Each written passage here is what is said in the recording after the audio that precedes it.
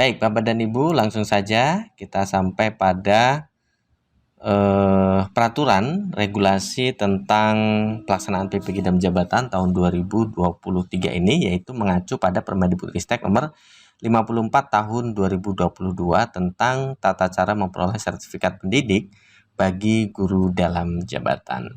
Nah, di sini sangat jelas Ibu dan Bapak, teman-teman sekalian, bahwa yang menjadi prioritas di dalam penentuan keikutsertaan calon mahasiswa sebagaimana dimaksud pada pasal 2 ya, dengan mempertimbangkan kriteria pertama adalah masa kerja paling lama. Jadi Bapak dan Ibu pastikan untuk bisa lulus passing grade ya. Tentunya pada saat seleksi akademik, maka nanti di dalam penentuan keikutsertaan calon mahasiswa PPG dan jabatan, masa kerja yang paling lama ini menjadi prioritas pertama. Dan yang kedua adalah Bapak Ibu guru dengan usia paling tinggi. Yang ketiga adalah satuan pendidikan yang berasal dari daerah khusus. Dan yang keempat, perolehan nilai hasil seleksi paling tinggi. Itu yang menjadi kriteria di dalam menentukan calon mahasiswa peserta PPG dalam jabatan ya, Bapak dan Ibu, teman-teman sekalian. Yang tentunya besaran jumlahnya itu ditentukan oleh menteri. Jadi ada kuotanya ya, Bapak dan Ibu. Tidak semua yang juga lulus passing grade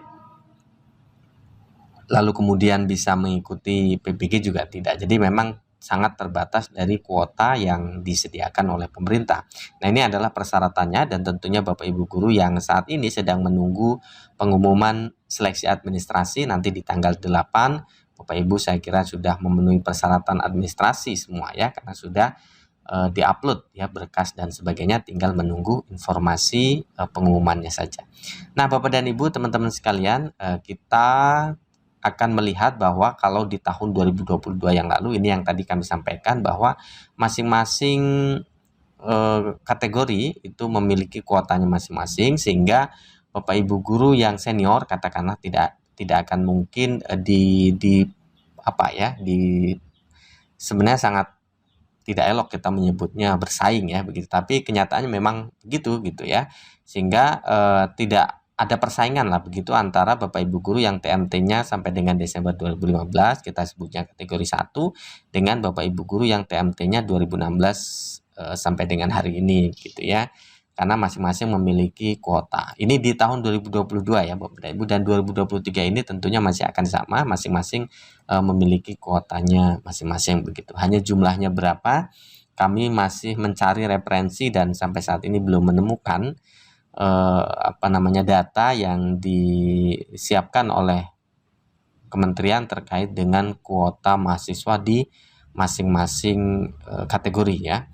Kalau untuk PPG Prajabatan sudah cukup jelas di websitenya Direktorat PPG dicantumkan berapa jumlah yang memang dibuka gitu ya.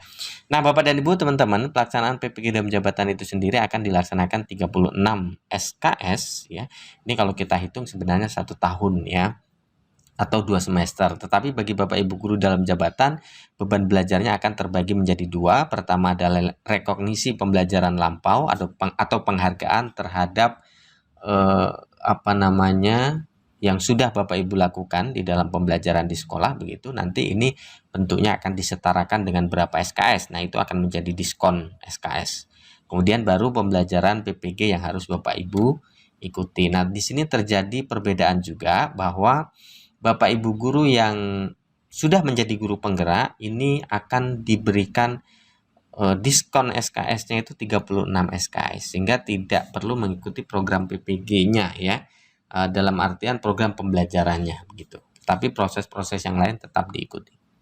Begitu juga Bapak Ibu guru yang pernah mengikuti PLPG tetapi belum lulus UTN. Ini juga sama, diskon SKS-nya 36 SKS. Nah, kemudian perlu juga Bapak Ibu guru pahami ya, tadi kita bagi kategori guru itu menjadi 2, yaitu kategori pertama adalah Bapak Ibu guru yang diangkat sampai dengan akhir tahun 2015. Nah, ini diberikan diskon SKS-nya itu 24 SKS ya Bapak dan Ibu, sehingga pelaksanaan PPG-nya tinggal 12 SKS saja, yang kurang lebih 3 bulan lah gitu ya. Nah, sedangkan bagi Bapak Ibu guru kategori 2 yang diangkat dari 2016 sampai 2025 mendatang itu diberikan RPL-nya atau diskon SKS-nya 18 SKS sehingga kegiatan PPG-nya dilaksanakan 18 SKS. Jadi beban belajarnya juga sudah dibedakan ya. Pertama, masing-masing kategori memiliki kuotanya masing-masing sehingga tidak mungkin bersaing guru senior dengan junior ya, atau pengabdian lama dengan pengabdian baru, atau TMT lama dengan TMT baru. Dan juga dalam hal pelaksanaan PPG, pemerintah mempertimbangkan penghargaan bagi Bapak Ibu guru yang kategori 1 diberikan RPL 12 SKS, sedangkan yang Bapak Ibu guru kategori 2 18 SKS. Jadi sudah kira-kira menurut kami sudah berkeadilan ya, meskipun memang proses ininya harus tetap diikuti dari mulai seleksi administrasi, seleksi akademik, dan juga nanti ditutup dengan PPL dan juga UP dan UKIN. Nah, itu biasanya yang menjadi penghalang ya bagi Bapak Ibu guru senior. Tapi jangan khawatir Bapak dan Ibu sekalian, kalau diikuti dengan baik insya Allah bisa lulus ya. Nah, prosesnya cukup panjang nanti Bapak Ibu guru di dalam pelaksanaan PPG ini, dan kita baru sampai di tahap pendaftaran dan seleksi administrasi ya, berarti baru tahap pertama ini Bapak Ibu. Jadi prosesnya masih panjang, nanti akan ada seleksi akademik, kalau sudah lulus baru nanti konfirmasi kesediaan dan terusnya sampai ada kurang lebih 10 langkah kegiatan diakhiri dengan uji kinerja dan uji pengetahuan. Nah, itu informasinya sementara ini Bapak Ibu, mudah-mudahan bermanfaat. Terima kasih. Assalamualaikum warahmatullahi wabarakatuh.